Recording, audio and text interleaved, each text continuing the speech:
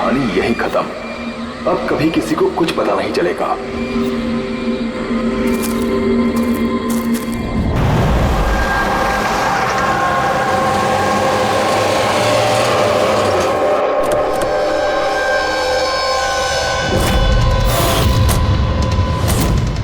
Guys hold on, हो क्या रहा है? कोई मुझे बताएगा? You guys don't understand. You know ना सिचुएशन क्या चल रही है। पापा और भाई दोनों फोन नहीं उठा रहे। पापा, रे, प्लीज दरवाजा खोलो। करण देखो ना, कोई दरवाजा ही नहीं खोल रहा है। पापा, मिथुन काका, रे, मिथुन काका। Oh my God, रे। Oh my bro. He's no more.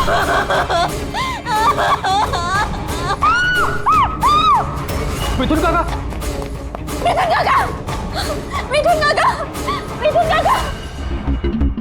बेहोश।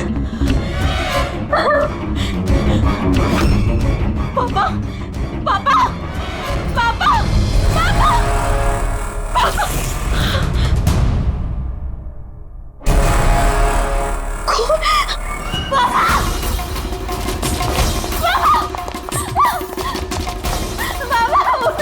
देखो ना जरा पापा को क्या। शीतल अंकल, शीतल प्लीज जल्दी डॉक्टर को बुलाओ कर। काम करने जा। आरा अंकल डोंट एम्बुलेंस को कॉल करो अर्जेंट। शीतल, जब तुम वहां खंडाला में थी तब ये सब हुआ? हाँ जी सर, एक्चुअली वहाँ हमारी प्रॉपर्टी को लेके कुछ प्रॉब्लम्स चल रही थी, इसीलिए मैं और करण वहाँ गए थे। करण? जी, ही इज माय लॉयर। अच्छा। सर वो लैंड शीतल के नाम पे थी, इसलिए उसे वहाँ होना ही था। यस सर, बहुत इंपॉर्टेंट मीटिंग थी। आप? She is Tara, my assistant. हाँ तो शीतल, जब तुम खंडाला में जा रही थी तब घर पर सिर्फ तुम्हारे पिताजी कल्याण जी और तुम्हारा भाई रे और ये मिथुन था, है ना? हाँ सर, एक्चुअली करीब 8 साल पहले एक एक्सीडेंट हुआ था जिसमें पापा की आईसाइट चली गई। पापा देख नहीं सकते और मिथुन काका उनका अकेले ध्यान नहीं रख पाएंगे, इसलिए रे वो यहीं रुक गया। मुझे उन दोनों को अकेले छोड़ना ही नहीं चाहिए था।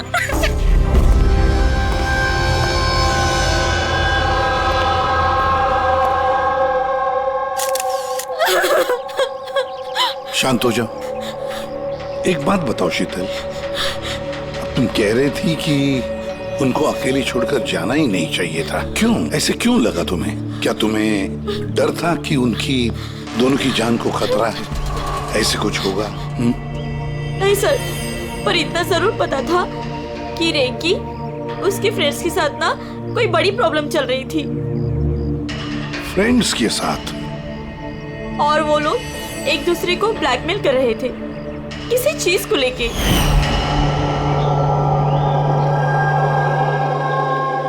तू ऐसा हम लोग साथ कैसे कर सकता है?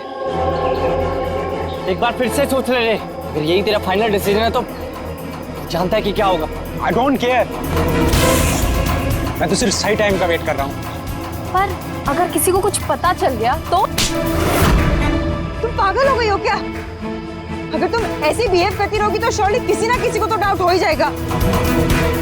गाइस, अगर हम कंट्रोल में हैं तो वी आर सेफ। गाइस, तुम लोग अपना देख लो, मुझे ऑनेस्टली नहीं पता है कि मैं क्या करने वाला हूँ।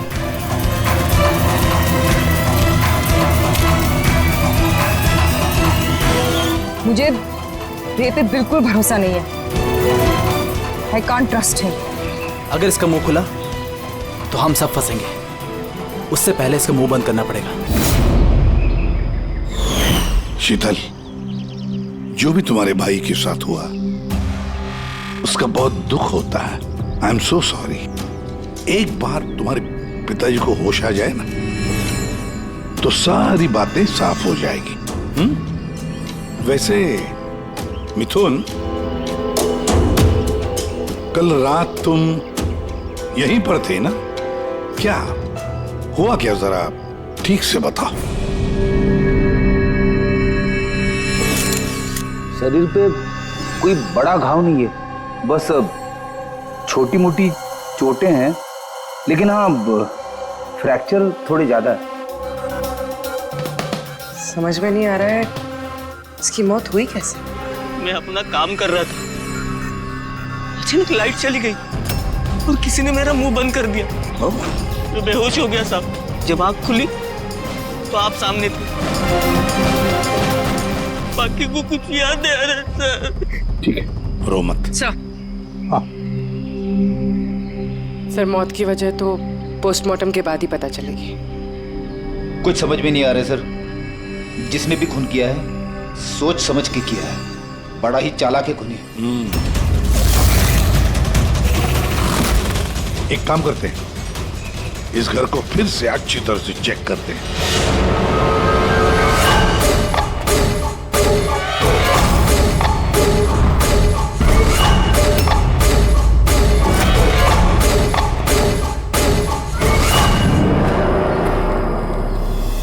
ग्लास तोड़कर अंदर घुसा है घर के अंदर।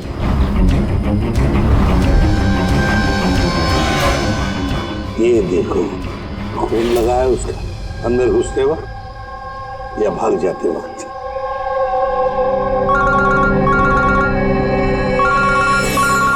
हेलो, एसीपी प्रद्युमन है। अच्छा, कल्याण जी को होश आ गया?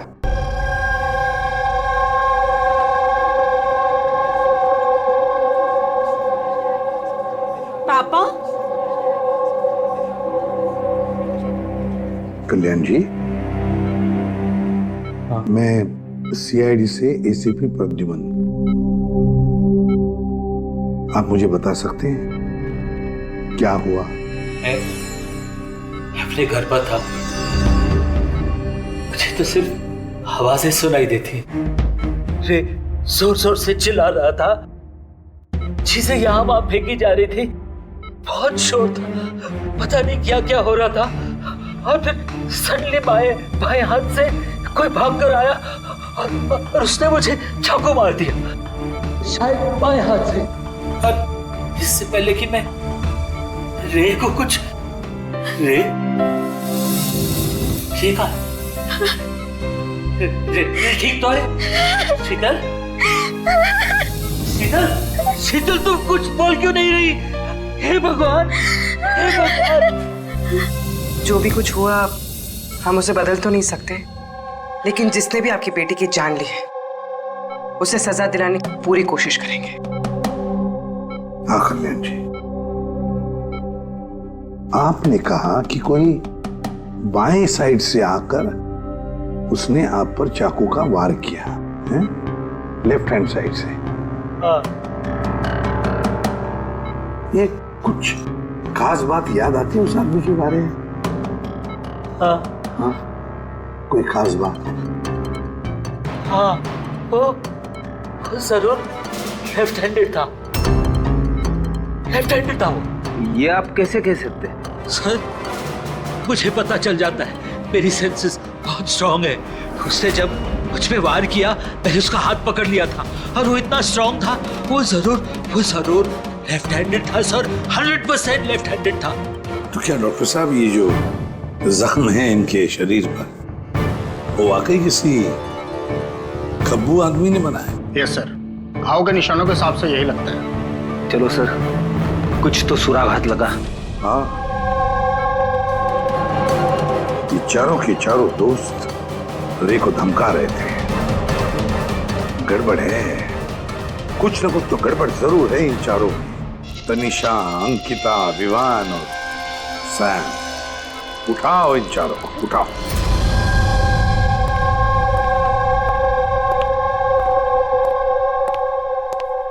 नमस्ते सर। आप? मैं सैम का फादर हूँ। पिछले 2 हफ्तों से सैम से मेरी कोई बातचीत नहीं हुई। अब मैं आपको कैसे बताऊं कि वो कहाँ पर है? मैंने उसको कई बार फोन किया लेकिन उसका फोन ही नहीं लग रहा। मैं तनिषा की माँ। अब उससे फोन करके मैं क्या पूछूं? कि तनिषा ने खुद मुझे कहा था कि वो अपनी हॉलीडे एक्सटेंड कर रही है। कुछ दिन वो फ्रांस में रहना चाहती है। और मैं अंकिता का भाई हूँ, just for name sec. Sir dad को बातों में फंसाकर 80% प्रॉपर्टी उसने अपने नाम पर कर ली। मैं क्यों फिक्र करूँ सर उसके बारे में? सर मैं अंकिता के बारे में कुछ नहीं जानता। हाँ sir, what I just know is sir वो 2 हफ्ते पहले दिल्ली गई हुई थी कुछ मार्शल आर्ट कैंप के लिए। जी सर मैं विवान का फ्रेंड। उसके डैड के पास इतना पैसा है कि वो घूमता रहता है, होगा कहीं हॉलीडे पे। मतलब ये चारों पिछले 2 हफ्तों से शहर से बाहर है और आप में से कोई भी उनके टच में नहीं है। ठीक है, थैंक यू वेरी मच। आप लोग जा सकते हैं। अगर जरूरत पड़े तो आप लोगों को हम फिर से बुला लेंगे। Thank you. जरा 1 मिनट, क्या आप बता सकते हैं कि सैम, तनिषा, विवान और अंकिता इन चारों में से कोई लेफ्ट हैंडेड है? कब्बू है? हाँ सर, मेरा बेटा सैम लेफ्टी है। अच्छा, क्यों सर? नहीं नहीं, ऐसे ही ऐसे ही। हाँ, आप लोग जा सकते हैं। Thank you.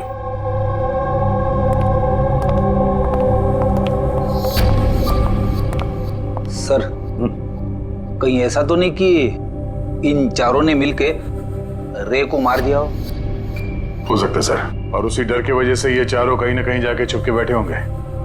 सर ये चारों की लोकेशन का पता चल गया। सर कल रात सैम, तनिषा, अंकिता और विवान, इन चारों की मोबाइल लोकेशंस शीतल के घर के 3 किलोमीटर के रेडियस में थी। सैम, तनिषा, अंकिता, विवान, रे, उन पांचों में कोई एक राज छुपा हुआ है। कोई ऐसा राज जो वो पांचों किसी को बताना नहीं चाहते थे। वो राज अपने पास ही रखना चाहते थे। हो सकता है ये रे कमजोर पड़ गया हो, बस तो राज किसी को पता ना चले। रे किसी को ना बताए, इसलिए रे को खत्म कर दिया। ये पता करना होगा सर कि वो कौन सा राज था जिसकी वजह से रे की जान चली गई। सर एक बात समझ में नहीं आ रही है, ये चारों फरार क्यों हो गए? इन्हें तो खून करते हुए किसी ने देखा ही नहीं। एग्जैक्टली, लाइट चली गई थी सर, और वो कल्याण जी देख नहीं सकते थे और नौकर मिथुन बेहोश पड़ा था, तो वहां से भागकर कोई शक अपने ऊपर ओढ़ के क्यों लेगा? सर पता नहीं क्यों ऐसा लगता है कुछ मिसिंग है। सर ट्रेस करना शुरू करते हैं सर। अगर ये शहर से बाहर गए हैं तो किसी railway station, airport, bus station, hotel से तो गए होंगे, तो उनके क्रेडिट कार्ड और डेबिट कार्ड के डिटेल्स निकलवाते हैं। कहीं से भी हो, जहां से भी हो, इन चारों के लोकेशन के बारे में हमें इंफॉर्मेशन चाहिए, जल्द से जल्द। हाँ बोल सारुण क्या?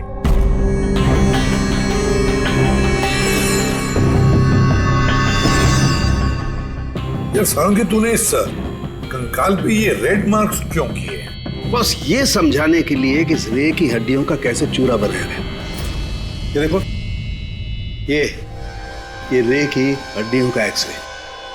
इस रे पर बहुत जबरदस्त ताकत के साथ वार किया गया। एक झटके में इसकी गर्दन की हड्डी टूट गई। बस एक बार तो इसके रिब केज पर इतना जबरदस्त किया गया है कि एक ही झटके में इसके रिब केज की बाईं हड्डियां 12 की 12 पसलियां एक साथ एक झटके में टूट गई। और वो भी कमाल की बात यह है कि एक ही सिमेट्री में। एक झटके में 12 पसलियां? नतीजा हार्ट का रुक जाना, हार्ट ब्लॉक। इसके हार्ट पर जबरदस्त प्रेशर पड़ा।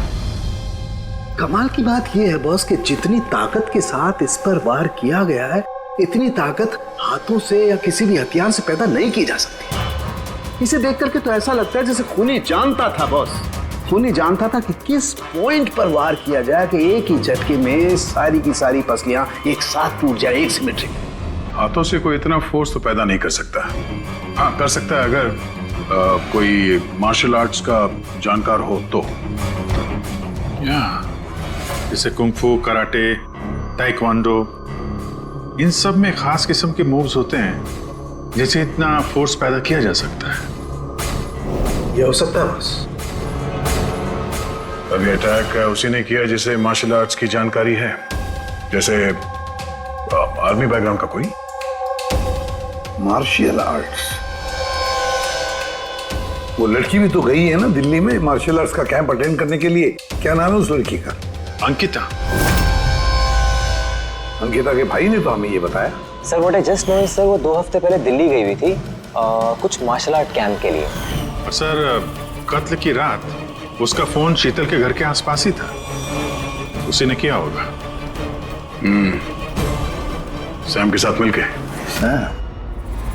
कल्याण जी पर जिसने भी चाकू का वार किया था वो आदमी खब्बू था, लेफ्ट हैंडेड। हाँ सर, मेरा बेटा सैम लेफ्टी है। ये हो सकता है क्योंकि शीतल के घर की जिस खिड़की पर से हमें वो ब्लड सैंपल मिला था उसका डीएनए सैम के डैड के डीएनए के साथ मैच होता है। मतलब सैम वही था और अंकिता भी।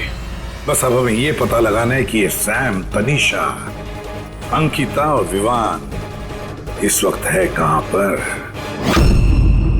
अच्छा, आप कैब ड्राइवर, आप उस वक्त कहाँ थे?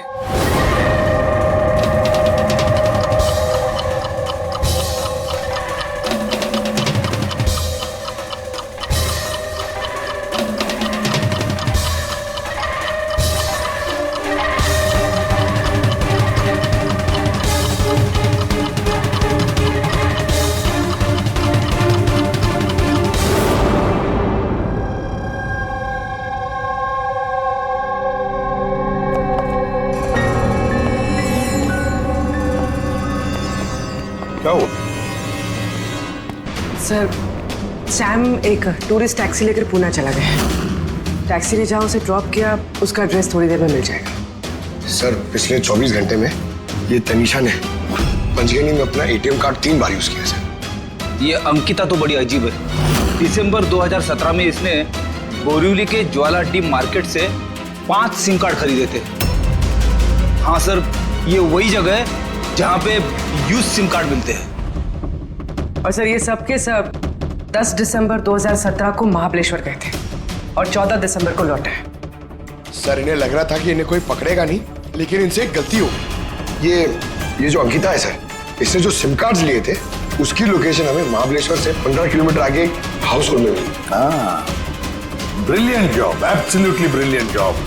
बस अब नाउ नो वेस्टिंग टाइम, हम टीम बनाते हैं और काम शुरू करते हैं। लेकिन सर 5 सिम कार्ड, वो भी यूज्ड, कर क्या रहे हैं ये लोग? जो भी कर रहे हैं करने दो, पर पछताएंगे जरूर, बहुत पछताएंगे।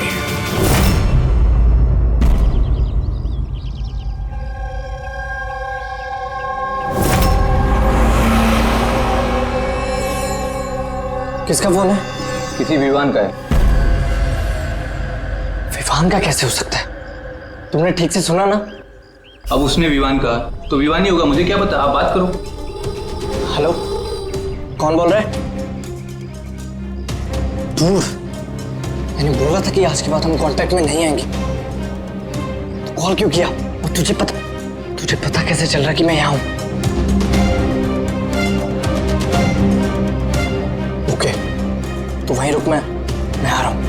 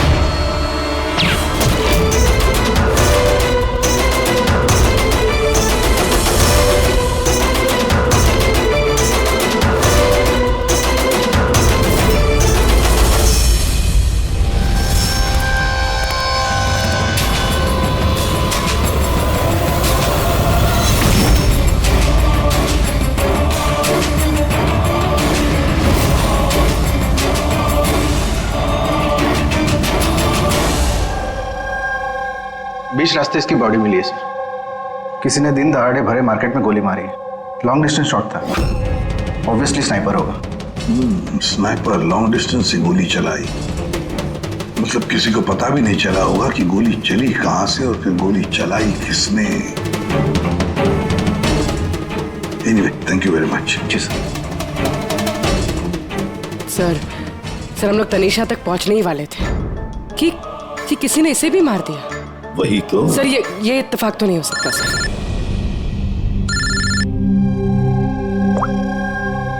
हेलो, क्या? ठीक है। क्या हुआ? सर, पुणे पुलिस स्टेशन से फोन था, किसी ने सैम को मार दिया। What? Oh my God!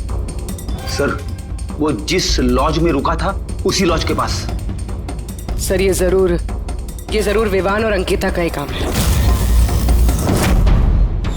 ये कोई सीक्रेट है जिसे छुपाने के चक्कर में ये लोग आपस में एक दूसरे का खून कर रहे हैं।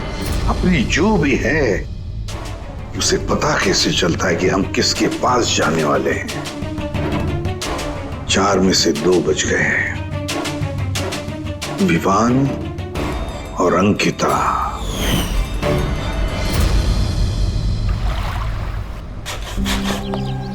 सबसे तो नहीं, मैं अंकिता से मिला था, उससे बात हुई थी मेरी। अंकिता से? जी। यही थी वो? हाँ, ये वही लड़की है, इसी ने मुझे पेमेंट दिया था, 2 दिन के 20,000 रुपए। 2 दिन के 20,000 वो मान गए? ऐसी क्या इमरजेंसी थी? अच्छा, उन 2 दिनों में आपने उनसे या उनके ग्रुप के बाकी लोगों से मिले थे? नहीं सर, मैं किसी से नहीं मिला। मैंने तो उस लड़की को ऑफर किया था कि हमारे पास कुक और क्लीनर दोनों हैं, लेकिन उस लड़की ने मना कर दिया कि मुझे कोई हेल्प नहीं चाहिए। तो उसने कहा कि आप 2 दिन के बाद आइए, जब हम यहाँ से चले जाएं। और 2 दिन के बाद जब मैं वापस आया तो यहाँ सब कुछ वैसा का वैसा ही था, कोई गंदगी नहीं, कोई कचरा नहीं, सब साफ सुथरा था एकदम। अच्छा, उसके बाद आपने ये जगह किसी और को दी? नहीं सर, हमें जगह का रिनोवेशन कराना था, इसके लिए हमने जगह बंद कर दी थी। आपके क्लीनर को जरा बुलाइए, उससे कुछ बातचीत करना चाहते हैं। मैं भेजता हूँ। बिना क्लीनर और बिना कुक के 2 दिन यहाँ पे रहे, कुछ ना कुछ तो खिचड़ी पकी रही थी यहाँ पे। कॉटेज की सफाई तुम ही करते हो? जी सर। चलो।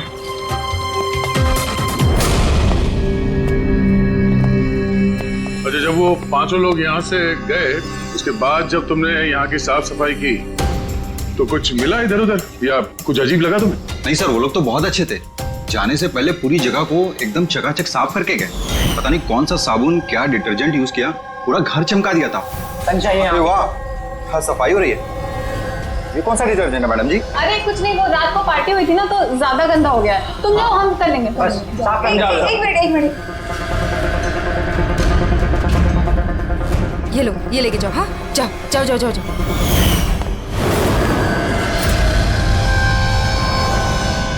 बहुत महंगी है सर, मैंने तो पहनी नहीं कभी, वरना लोग कहते हैं चोरी की। महंगी तो है, पर फिलहाल ये महंगी घड़ी हमारे पास रहेगी। जी सर। आइए, आप लोग आइए।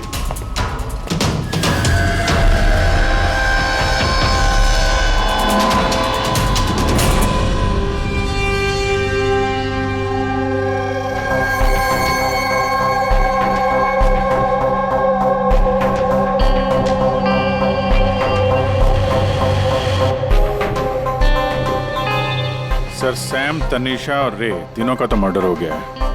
अब बचे विवान और अंकिता। खूनी इन दोनों में से ही कोई हो सकता है।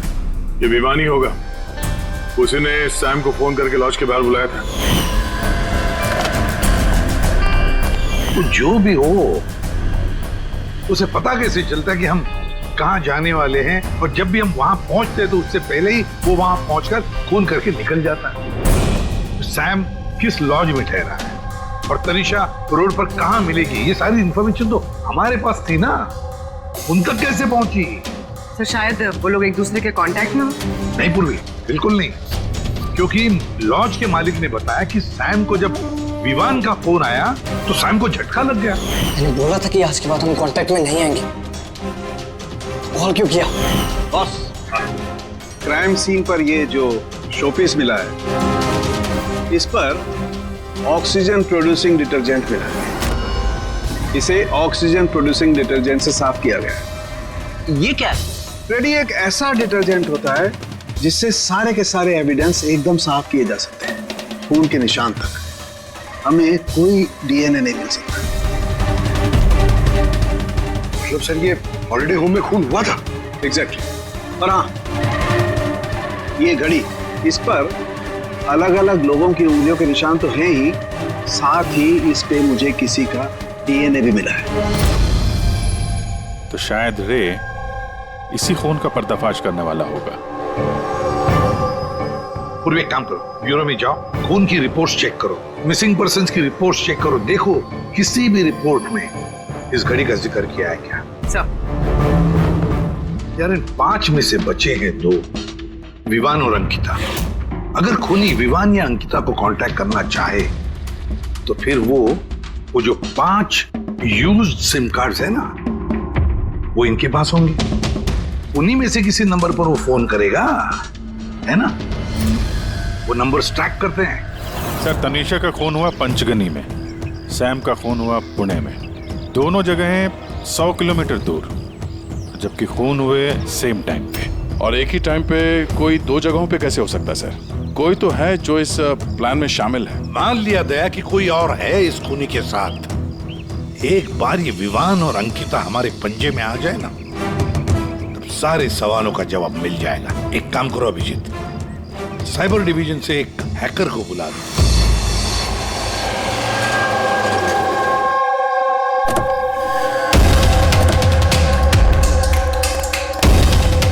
इसमें पूरे पैसे है ना?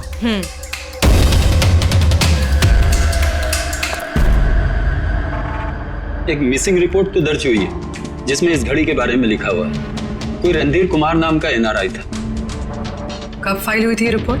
6 दिसंबर 2017। कोई करण जोशी ने फाइल की थी। जी ये देखिए।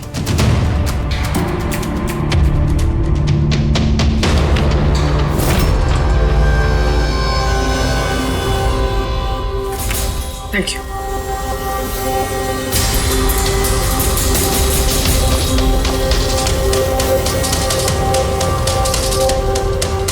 कहीं उन लोगों ने इस रणधीर को तो नहीं मार डाला? और कहीं ये करण रणधीर की मौत का बदला तो नहीं ले रहा? करण? जी, he is my lawyer.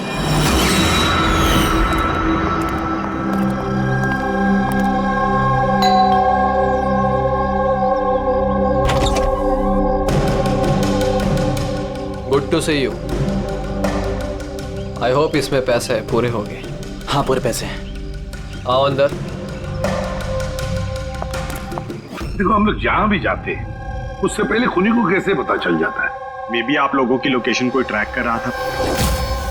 You mean GPS tracker? जी। Cell phone? Yes sir. एक काम करो, हमारे सेल फोन चेक करो।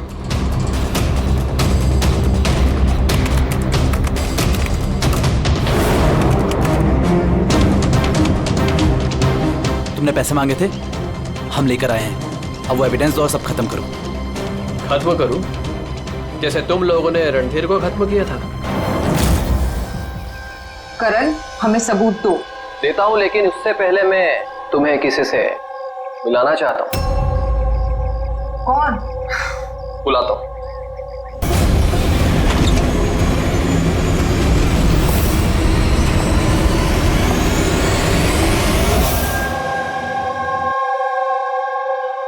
सर देखिए, आप लोगों के फोन हैक्ड हैं। व्हाट? हैक्ड? पर कैसे? आपके फोन में हिडन स्पाईवेयर है जिससे आपके सारे ईमेल्स, कॉल, मैसेजेस, सब चीजों को ट्रैक किया जा रहा था। लेकिन हमारे फोन हैक कौन कर सकता है और कब किए होंगे? फोन तो ज्यादातर हमारे साथ ही रहते हैं। एक minute Abhijit, I see you. हमारे फोन्स को उसी वक्त उसने हैक किया है। और अभिजीत सर, दया सर, आप दोनों के फोन को शायद उसने एसीपी सर के फोन से हैक कर दिया होगा।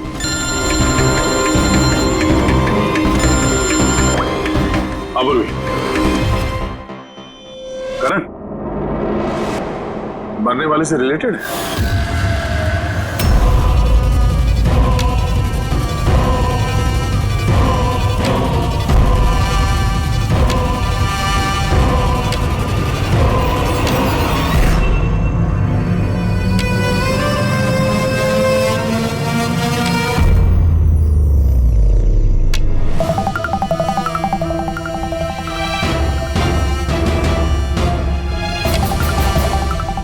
जो सजा रणधीर तुम लोगों को देने वाला था, अब हम तुम्हें देंगे। जैसे सैम,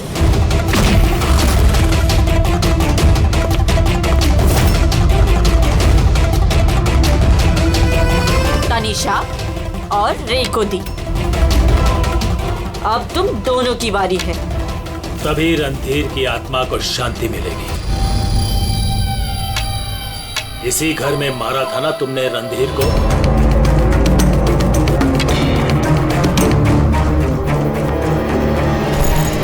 करण,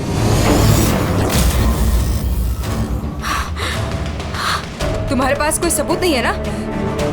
तुमने हमें फंसाया है ना? हाँ? हाँ? हाँ?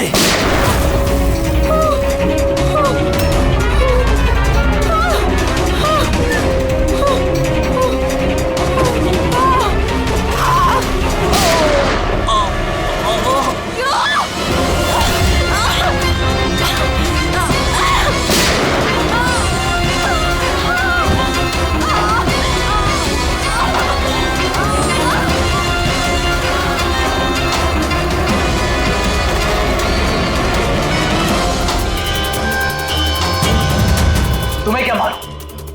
तुम तो देख भी नहीं सकते, पर मानना तो पड़ेगा। बस यही प्रॉब्लम है आजकल के तुम जैसे नौजवानों की। बहुत जल्दी होती है तुम जैसे आजकल के नौजवानों को किसी भी नतीजे पे पहुंचने के लिए। ये पकड़ो। कौन कहता है कि तुम्हें देखने के लिए मुझे नजरों की जरूरत है?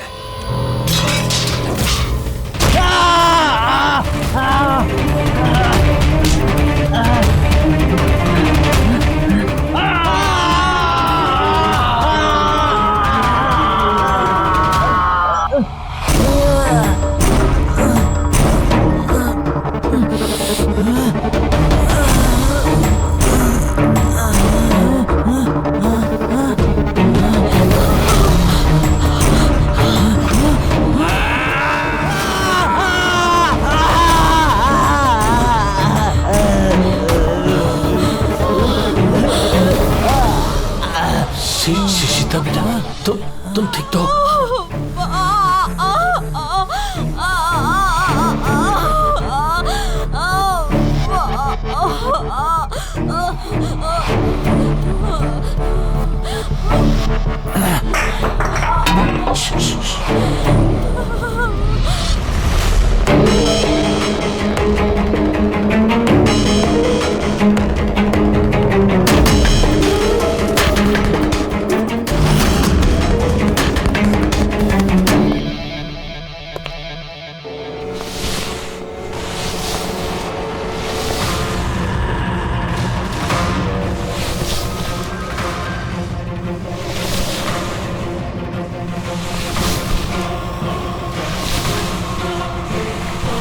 बरसों से मैं स्पेशल फोर्सेस में था।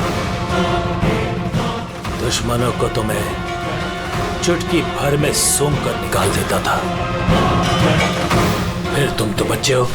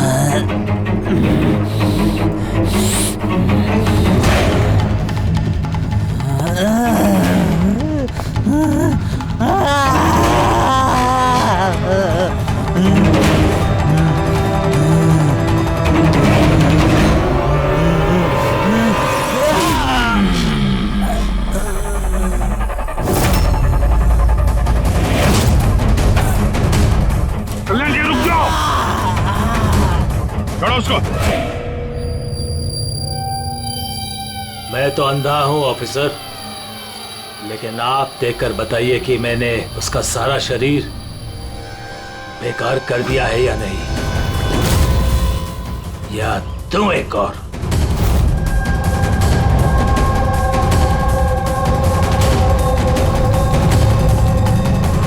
शीतल, रणधीर तुम्हारा भाई था और कल्याण जी रणधीर तुम्हारा बेटा है ना, और ये सब करने के लिए तुमने सीआईडी का इस्तेमाल किया, क्यों?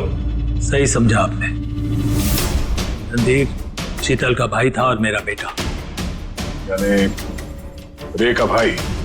नहीं, रे मेरा बेटा नहीं था, उसे तो सिर्फ मैंने इस्तेमाल किया था। हमें गुमराह करने के लिए, ताकि हम विवान, अंकिता और सैम तनीषा के पीछे लग जाए और उन्हें सजा दिलाए, ताकि आपका बदला पूरा हो सके। हम उसे मारना नहीं चाहते थे। रणधीर एक्सचेंज प्रोग्राम का स्टूडेंट था, एकदम सीधा लेकिन बहुत पैसे वाला। अंकिता हमेशा से ही एक हाई फाई लाइफ जीना चाहती थी, उसी ने ये प्लान बनाया और रणधीर को किडनैप करके उससे पैसे मांगने का। कितना रैंसम मांगा था तुम लोगों ने? 5 करोड़। फिर भी मार दिया तुमने उसे। रणधीर भाग रहा था, अंकिता को गुस्सा आया और उस 1 सेकंड के नॉनसेंसपन में उसने उसे मार दिया और हम सब घबरा गए, कुछ समझ नहीं आया कि क्या करें, तो उसकी बॉडी लेकर हमने लेक में डाल दिया।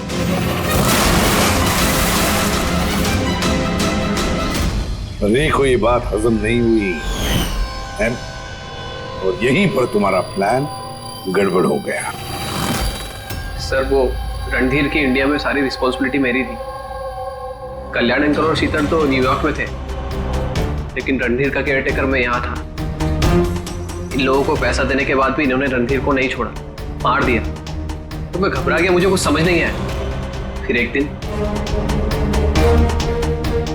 दिन रे का कॉल आया। मुझे बिलीव नहीं हो रहा है कि हमने उसको। I'm sorry Ankita. कुछ नहीं होगा तुम्हें, तुम सिर्फ हमें बता दो कि बाकी के दोस्त लोग कहाँ हैं। अंकल वो सब बाहर चले गए, जब तक ये रणधीर का केस सॉल्व नहीं हो जाएगा ना अंकल, वो वापस नहीं आएंगे। कहाँ है वो? मुझे उस बारे में कुछ भी नहीं पता। रे तो हमारे पास था ही, बस उन चारों को पकड़ना था, और ये काम हम अकेले नहीं कर सकते थे। तो इसीलिए तुमने हमारा इस्तेमाल किया, क्यों? रे से सारी इंफॉर्मेशन निकालने के बाद तुम लोगों ने उसे एक दर्दनाक मौत दी, ताकि हम लोग वो केस इन्वेस्टिगेट करें और ये सारी कहानी निकल के सामने आए। साथ में हमें सारे एविडेंसेस दे दिए, उन चारों के मोबाइल नंबर्स, और सैम जिस पैथोलॉजी लैब में काम करता था वहां से उसके ब्लड सैंपल मंगवा लिया। हम सबके फोन्स हैक किए। काफी अच्छी प्लानिंग थी, लेकिन एक बात भूल गए तुम, सजा देने का काम तुम्हारा नहीं, कानून का है। रणधीर की मौत का बदला तो तुमने ले लिया, लेकिन सजा अपने आप को दी है, अपने आप को।